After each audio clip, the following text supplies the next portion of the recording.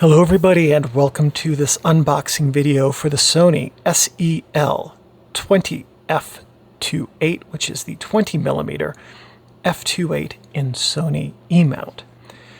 I can't recall if this is, off the top of my head, APS-C or full frame. Doesn't say on the box, so I'm assuming it is APS-C. I probably should have looked that up before I started recording this, but too late now.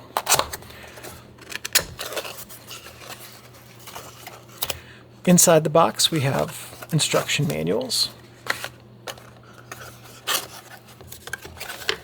the lens itself, ouch, and nothing else.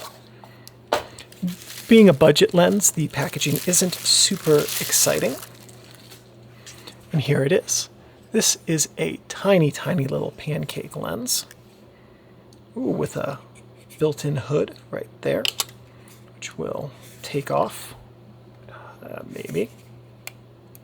There we go. Okay. Here's the lens itself. Of course, a nice metal mounting flange, which is kind of a big thing for me, as you may have picked up.